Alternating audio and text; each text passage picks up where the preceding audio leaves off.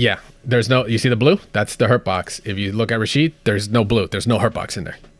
All they have to do is just add it. It's Yeah, really simple. Exactly. But that's the thing. Like, I feel like, come on, man. If you're gonna like release a character, these are the kinds of things you should like have packed, down packed, right? Like, Rashid did drop, but he's not the only real big thing. Like, him dropping is like, it's cool. The biggest thing is because of that whole Evo, which we'll talk about that.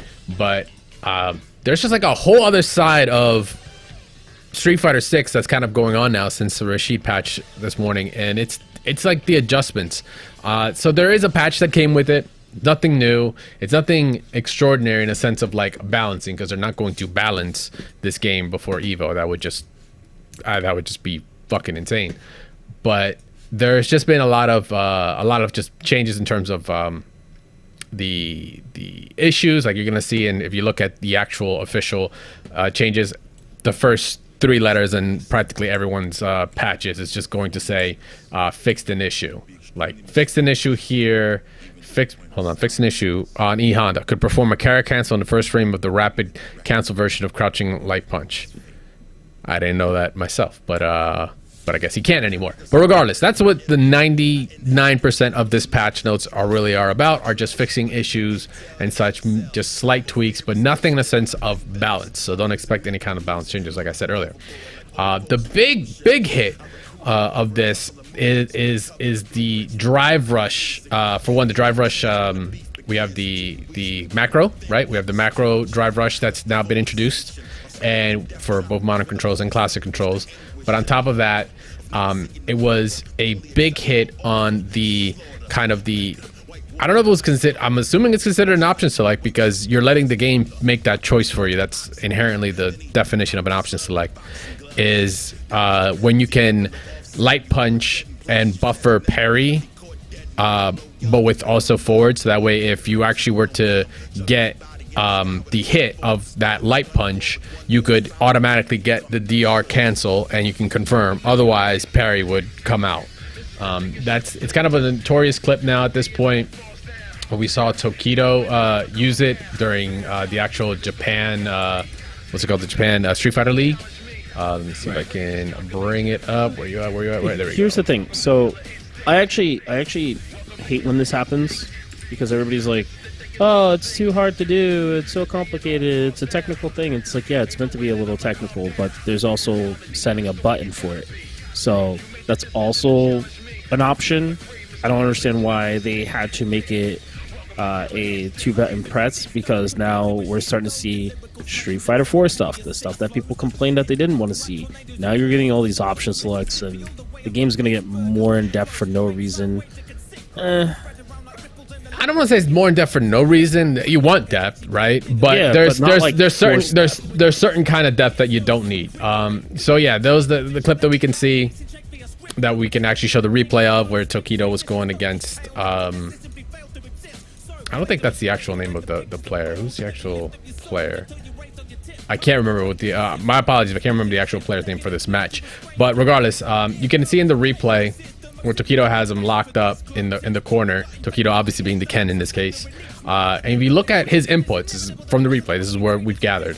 It's that this technique has been known. It's not like unknown, but it's like, it just to show you how it could be very abusable.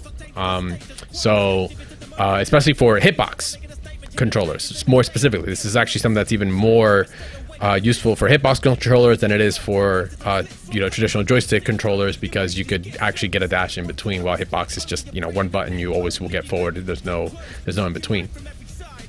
And you see him that he's actually mashing the jab, but he's also buffering forward on each jab, like to buffer. And you can see, like, don't know what's going on. At this point, he was actually fishing for a driver pack. But earlier on, you see those counters happen, instant DR, right?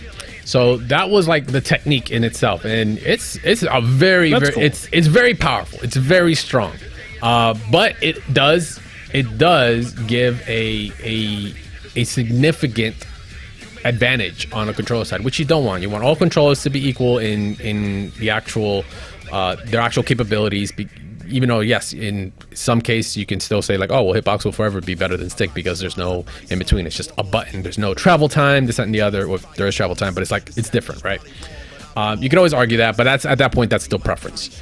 But if you're like just an optimized like monster, you would probably be doing something like a hitbox. But regardless, so this is what got tackled in the patch notes, is that you can't like, you can no longer do that. You can't like OS parry that, the mashing. But now like the thing that's been going on though is that you're patching one thing, but then we're seeing other things become prevalent, and not just like this is actually officially in the patches. I think, well, I thought I had the patches still on here. It was still in the patches themselves, because now they have an adjustment that's been made that you can cancel drive rush, can activate even when light attacks whiff. So now you don't even actually have to hit in order to DR from a button, or rather more specifically from light attacks. This is being added with the additional cancel drive rush inputs. The relaxing of the drive rush inputs paired too well with low risk light attacks, and would have a huge impact on the fight if left as it is. This adjustment has been made to address that. So now if they're trying to do that, basically you're trying to buffer the jab, like you won't get that kind of like OS from it, where you can dash forward. And by the way, I said parry earlier. There is no parry OS on it. It's just an OS in itself when it came to the actual rush itself. I kind of said parry in between. I had to catch myself. So let me just be clear on that. So now that's the thing, is that you can trigger it on whiff, but that's what they did. So now you're not like, it's not a guaranteed thing. It's like if you decide to buffer it, you can still go off. And you know, in the game now, which they've also changed, like we're getting layers upon layers upon layers of changes to drive rush. Is that now you can your what is it? Your inputs aren't eaten. Oh, excuse me. Your inputs, I think as they said, the inputs are getting eaten, but your buffers during the DR splash, like the freeze, are now correct. Where moves that you're buffering in between will not get eaten. There was I think I had a clip of that in here, but now that's like a thing now, which is good. They had to fix that because it was very, very annoying when you're trying to like punish a raw drive rush and your input gets eaten in between. It's like I don't know how many of you like played like Rev 2 like that, where if you played a charge character and someone like YRC'd, like, because RC was like full screen in that game, like you YRC'd from full screen, you actually would like lose your charge Slayer and shit. Like, yeah, it fucking sucked. Like you were kind of getting the equivalent of something like that in the game, and it was very annoying. We have that in DNF Duel, where if you hit conversion, it eats buttons. We start doing that on purpose now. Oh, really? I did not know. Yeah. I did not know that was a thing in... Yeah, there's a lot of depth to it. It's just same thing, you know. Okay. Well, so funny enough, there was a video this morning I saw of Chris Tatarian being taught by FChamp to, and I believe somebody dropped it into onto our Discord. Yes, it was about Chris Tatarian getting taught by FChamp that those screen flashes, you can actually like hold a button, the button will still come out, sort of like how MVCI had that in certain situations. Mm-hmm. When it came to like Capcom using. Well, not X Factor. MVCI, like you were doing like, during the active switch. The active switch and such, right? Yeah. Okay. Yes. Go on. So no, it's just it's a lot, man. It's a lot that's that's kind of getting switched up, and the craziness about all these changes for us. Like I don't know how you guys are feeling, but like, you know, you said earlier, Static, like Evo's next week. These are quite a bit of changes to kind of implement. Like normally you'd want to wait till after.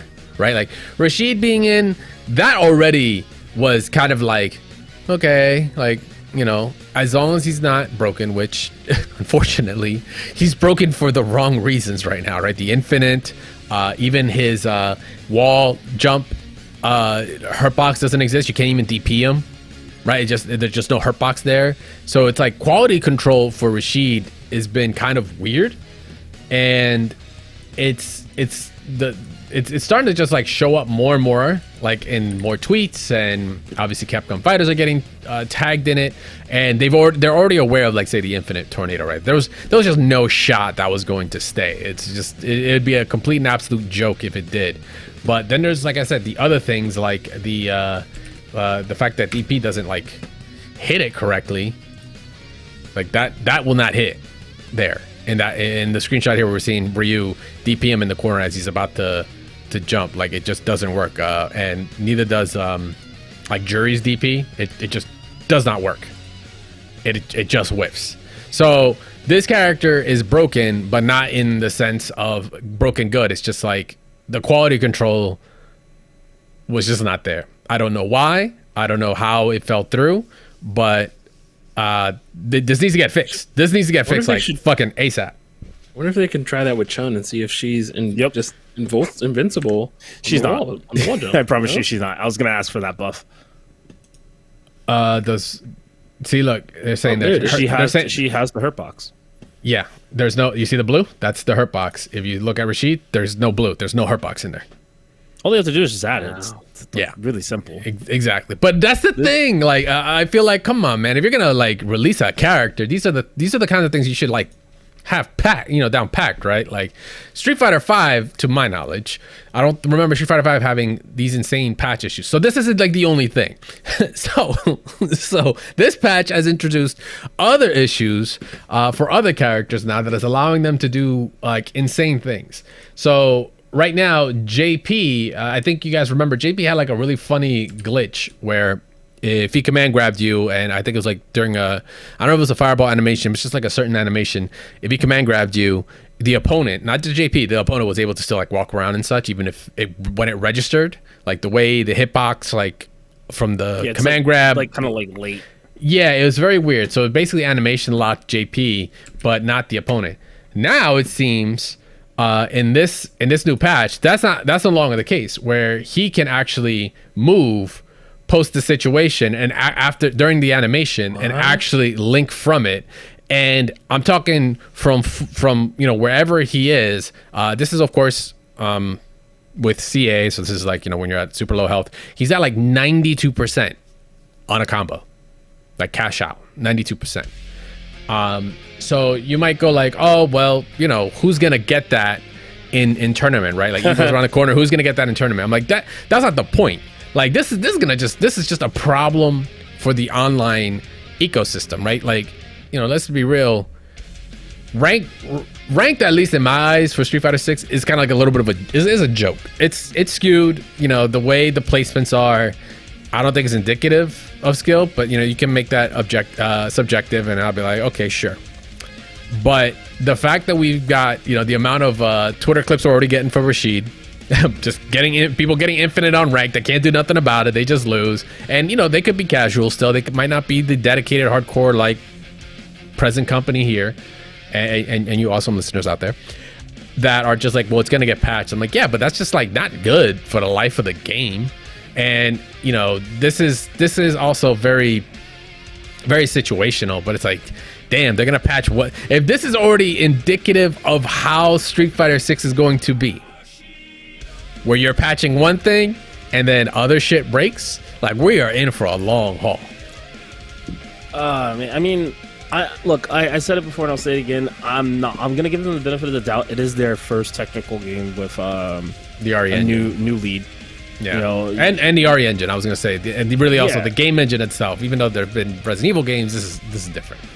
Like I'm maybe we should expect even Tekken 8 to have some issues too. Maybe even Mortal Kombat 1, which we've seen Mortal Kombat have tons of issues before in the past. Even with patches, like they'll fix one thing and then something else will break, or they just come out, it's just broken already and nobody really figured it out until later. So do I think that this is such a bad thing for a refreshing of Capcom? No, I think it's okay for them to make mistakes. Major mistakes, kind of like the Rashid thing? No. This is like a minor glitch that's like, okay, it wasn't like week 1 or week 2 or even day 1. This is like a month or 2 in, and now we're like, oh, this is a thing. Somebody's really pushing the game to the limit, where it couldn't have been tested because it just probably wasn't something thought of or never occurred. So do I think it's bad? No, not really. I mean, I think this is fixable. Do I think the other stuff is bad? I think it's going to be bad if they're not fully playtesting these characters. Stop bringing them just out to tournaments or these conventions. Really get people who've played the game enough or who have understanding of how to break these games. I don't want you to pick a top player. I want you to pick somebody who's going to try to break the game. So, like, if you see these people who are breaking your game, bring those people in. Say, hey, can you really just try to break this new character and see if we miss something, right? So those are important things I think they need to do with finding testers. Yeah, that's definitely one direction. But the other aspect is also, you know, kind of like the fallout from this is like this is gonna fall on the you know, the TOs, right? Like, especially when it comes to EVO. If it doesn't get fixed in time, I know they're already aware of certain things, but it's a matter of whether or not they're gonna fix it in time. So due to the situation, they're just gonna, you know, like, it's a simple fix in the terms of competitiveness. Like, no one's allowed to do the tornado. You see it happen in a match. Clearly, the Rashid player is gonna get, like, gonna forfeit the round, forfeit the match, whatever they deem. JP player is the same. It's not. Luckily, these are all problems that you can get away with. You can get away with not having to patch it on the spot because it's still on the player for them to create it. Right? It's not like a weird situational thing. I mean, maybe the wall jump one might be a little weird, but that take it for what it is. If something further from this point on until Evo, if something even more broken comes out, we might actually just see something like maybe not run this patch potentially, which will be a nightmare logistically, or just you ban the character if it's Rashid itself. But if the patch is just unstable, it might not work. But it's something we're just gonna have to deal with. All you need is for those systems to not have turned on in the last 12 hours. So. Yep, absolutely. But I mean, you still got to think about it though. So my problem with this is going into Evo. It's not like 3,000 people. It's not like 2,000. It's not like 4,000 maybe. It's 6,000 plus people that are going to be in this tournament, and I don't know if they have enough TOs to really pay attention. And let's be honest, how many real casual players that are going to show up? Are you crazy? No, are you crazy? When I see that, I'm going to pause it. But you're not a casual player, though. Think about a casual player who's not going to know what's happening. Bro, anybody that's spending money and going to Evo ain't just a casual player. They're going out to fucking play. I would almost want to agree to that. But remember, the dynamic of fighting games has definitely expanded more. You have more viewers. You have more people who are willing to just play because, hey, I'm going because it's my first one. I've never been a 15-year-old kid, right? Maybe he's not like hardcore, but he's like, hey, I'm not on Twitter. I bought the game. I want to have fun. My parents said I can go to one event a year, and this is the one I want to try. My parents let me go to Vegas. If anybody's getting hit with this, they are complaining. Yeah. What do I do to get out of that? Yeah, you're gonna say, what do I do to get out of it? And hopefully they know what they're talking about. You think the 8 people behind them are gonna be like, yo? They're gonna be like, oh, and they're like, yo, TO? Yeah, yo, TO, get him. I'm just saying, lunk alarm. Right. I'm just saying, we still gotta look at it from the standpoint: 6,000 people, random times, whether it be 6 a.m. in the morning playing. Or I hope nobody. Yeah, but I just don't want anybody. There's no way. I just don't see it. No fucking way. There's one person. Just one who maybe don't even play Street Fighter 6, just wants to get a giggle. All right, there's that one guy. Yeah, so they'll do it. They'll do it for the memes, of course. They'll do it for the memes, for the